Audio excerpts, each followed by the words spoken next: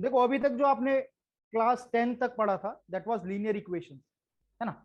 आपके पास इक्वेशंस थी, वो भी कैसी, लीनियर। लीनियर का मतलब आपको मालूम था, आपके जो वेरिएबल्स थे उनकी पावर या फिर डिग्री जिसे कहते हो आप, वो 1। ठीक है। अब लीनियर इक्वेशन सिंगल वेरिएबल में भी पढ़ी है आपने। अगर मैं ऐसा लिख लूं x is equal to 2x-3, ये आपकी लीनियर इक्वेशन है ना। और कैसे वेरिएबल में है, केवल एक सिंगल। उसके बाद आप linear equation in two variables आए, x plus 2y is equal to 4, ऐसा कुछ। ये जो था, you know that it represents a straight line, आप लोगों ने पढ़ा है। Linear equation in two variable एक स्ट्रेट लाइन को रिप्रेजेंट करता है। ठीक है, ये आपको स्ट्रेट लाइन रिप्रेजेंट करता था, है ना। अब बात आती है इक्वालिटी, तो हमने सॉल्व करनी सीखी, इस टाइप की इक्वालिटी भी सीखी। यहां पे इसका ग्राफ बनाना सीखा। अगर मैंने बोला अगर आप इसके साथ मुझे एक और इक्वेशन दे देते हो, तो मैं पेयर ऑफ लीनियर इक्वेशंस को सॉल्व करना जानता हूं, है ना। जो आपने सब्स्टिट्यूशन, एलिमिनेशन, वो सब कुछ पढ़ा, पेयर ऑफ लीनियर इक्वेशंस में पढ़ा। ठीक। अगर केवल एक सिंगल इक्वेशन देता था तो आप क्या कहते थे, सर ये ग्राफिकली एक स्ट्रेट लाइन डिनोट करेगी और स्ट्रेट लाइन के ऊपर पड़ने वाला हर एक पॉइंट इस एक्स और वाई को सेटिस्फाई करेगा। तो आपने अगर देखा होगा, अगर केवल सिंगल इक्वेशन है आपके पास, अगर केवल अकेली इक्वेशन है, अकेली इक्वेशन के there are infinite number of solution, है ना। आप x का वैल्यू कुछ पुट करें, आपको y कुछ मिलेगा। x का दूसरा वैल्यू पुट करें, y कुछ दूसरा मिलेगा। ऐसे आपके पास इस लाइन के ऊपर पड़ने वाले इनफाइनाइट नंबर ऑफ पॉइंट्स आपके सॉल्यूशन बन जाते। ठीक। जबकि ऊपर वाली जो है, ऊपर वाली इक्वेशन, अगर मैं इसको सॉल्व करना चाहूं, x को उधर ले जाऊंगा, 3 को इधर आएगा, है ना। So this will become 3x is equal, sorry, x is equal to 3, ऐसा कुछ, है ना। ऐसा ही कुछ लिखा हुआ है। x इज इक्वल टू 3 को आपने क्लास 9th में, अगर आपको याद हो, इसको 2 डायमेंशन और 3 डायमेंशन, सॉरी, इसको 1 डायमेंशन और 2 डायमेंशन दोनों में ही प्लॉट करना सीखा था। 1 डायमेंशन बोलूं तो x इज इक्वल टू 3 आप नंबर लाइन के ऊपर भी प्लॉट करते थे, x इज इक्वल टू 3। और x इज इक्वल टू 3 आपको ये भी मालूम होगा एक ऐसी लाइन है जो y एक्सिस के पैरेलल है, x इज इक्वल टू 3। तो इसको आप कार्टेशियन प्लेन और नंबर लाइन दोनों पे प्लॉट करते। ठीक है। So this was about equation, है ना। अब इक्वेशंस के साथ हमने काफी कुछ कर लिया, सॉल्व करना सीख लिया, प्लॉट करना सीख लिया कार्टेशियन में। Now comes your inequation. Inequation मतलब ऐसा कुछ, अगर मैं ऐसा बोलूं x इज ग्रेटर देन 3, ठीक। इसका मतलब क्या कहना चाह रहा है ये इनइक्वेशन मेरे से, कि x आपकी सारी की सारी 3 से बड़ी वैल्यूज को अपने पास रख सकता है ना। x is greater than 3। और इसी को अगर आपने चैप्टर नंबर 1 में इंटरवल में लिखना सीखा होगा, तो इसको मैं ऐसा लिखता था, 3 टू इंफिनिटी ओपन ब्रैकेट, याद है। 3 इंक्लूडेड नहीं है, इसीलिए ओपन ब्रैकेट। पहली बात यहां से हमने ये सीखी, आपके पास कोई भी इनइक्वेशन है, इक्वल टू के अलावा ग्रेटर देन, लेस देन, कुछ भी है, उसका सॉल्यूशन हमेशा कैसा आएगा, एक इंटरवल आएगा। ठीक। जबकि इक्वेशन के केस में आपने देखा, आपका पॉइंट सॉल्यूशन आ रहा था, x इज इक्वल टू 3। अगर इसके साथ एक और इक्वेशन दूं तो सॉल्व करके x और y की वैल्यूज आती। ठीक है। तो दोज आर पॉइंट सॉल्यूशन। जबकि जबकि जब भी आप इन इक्वेशन को सॉल्व करेंगे, your solution will always be a interval. कैसा इंटरवल आएगा, वो इंटरवल जो मेरी इस इन इक्वेशन को सेटिस्फाई कर दे।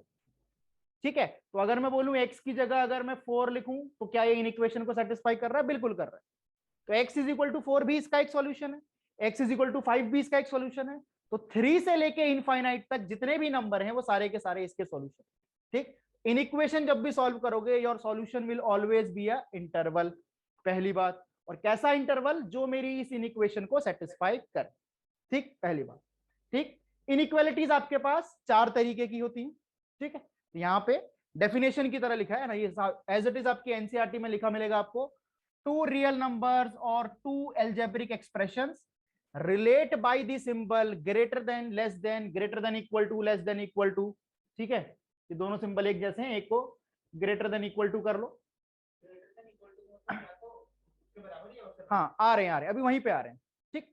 ये आपके पास 4 टाइप की इनइक्वालिटी है, इन्हीं को हम इनइक्वालिटीज कहते हैं ना। अब इक्वल टू नहीं, अब कुछ लेस देन, कुछ ग्रेटर देन, कुछ greater than equal to, less than equal to.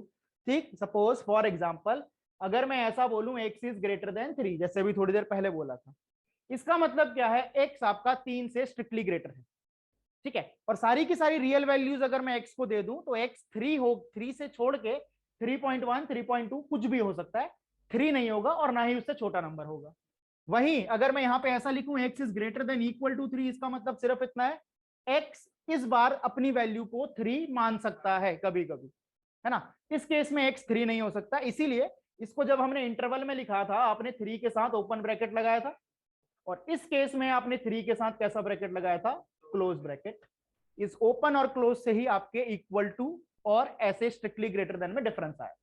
ठीक, इस टाइप की इनइक्वालिटी जहां पे इक्वल टू का साइन नहीं होता, इनको हमने नाम दिया, these are known as strict inequality. ये स्ट्रिक्ट इनइक्वालिटी है साहब। स्ट्रिक्ट इनइक्वालिटी मतलब x is strictly greater than 3, x strictly 3 से बड़ा है, और ऐसी इनइक्वालिटी जहां पे इक्वल टू का साइन भी आ जाए, इनको हमने स्लैक इनइक्वालिटी का नाम दिया है। इनको हम क्या बोलते हैं, these are known as slack inequality, जहां पे लेस देन ग्रेटर देन के साथ इक्वल टू का साइन भी आता है। ठीक, अगर आपका एक्सप्रेशन केवल इतना सा है तो इसको इंटरवल में लिखने में आपको कोई समस्या नहीं होनी चाहिए। ठीक है ना। अगर मैं ऐसा लिखूं आपकी x की value that your x should be greater than equal to -4 but it should be less than equal to +5। ठीक है, इसका मतलब क्या है, x -4 से लेके 5 के बीच की हर एक वैल्यू को ले सकता है।